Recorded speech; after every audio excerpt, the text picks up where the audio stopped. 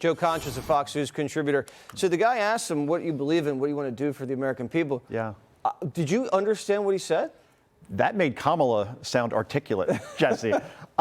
We save tapes around here, right? I'm willing to say this now. National television, big audience, prime time. Gavin Newsom will not be the nominee in 2028. Wow. I'll make a pretty obvious observation as to why he is a pathological narcissist, as we just saw in all of those clips. He will say or do anything to be president of the United States. And the thing is, it's not to better the country.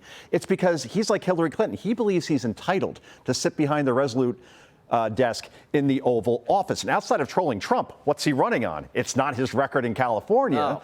So now he's reduced to, California, let's face it, that is as bad run a state as the Mogadishu that is Minnesota at this point, right? So you can't run on that. So now he's reduced to going on D-List podcast with Katie Couric, which you would swear afterwards Katie probably said, you want to go for a walk on the beach and get to know each other better? This is what it's reduced to. And now, what did he say? He was like, righteousness and Gandhi and the 60s and Zeitgeist. What was that? what was that? That was somebody in search of a coherent thought. Because, again, he doesn't have Trump. You knew what he was running on. I'm going to close the border. We're going to do better in terms of immigration, illegal immigration. We're going to deregulate. We're going to drill, baby, drill. Yeah, and these are my policies. Right. Boom, no tax on tips. Boom, border wall. Tax cuts. All that stuff. He had it. He's got nothing. He's got nothing because he's got nothing. He has trolling Trump. That's it.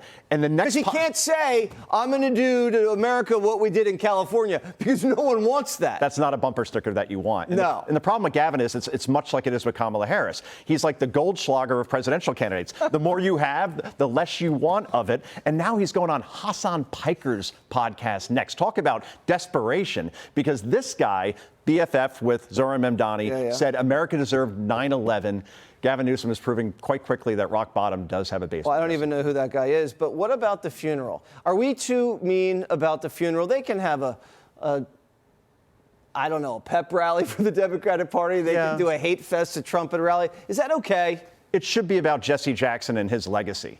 It shouldn't be a pep rally meets the DNC meets MSNBC. And that's what we saw. And can anybody speak in their normal voice instead of these ridiculous accents that we heard? But Kamala Harris, she's leading Gavin Newsom right now. Latest poll out, Jesse, from Harvard-Harris, beating Gavin Newsom by 15 points. No way. When you're trailing Kamala within party, that's a bad thing. And she's up 45 points among black voters. Bye-bye. Good luck. I think we're going to be talking about Gavin's funeral then, because those are not things you need when you're trying to run for president. Thank you so much. Zeitgeist. Thank you. Joe Concha, Zeitgeist. He's running on the Zeitgeist. More breaking news on Iran next. Click here to subscribe to the Fox News YouTube page to catch our hottest interviews and most compelling analysis. You won't get it anywhere else.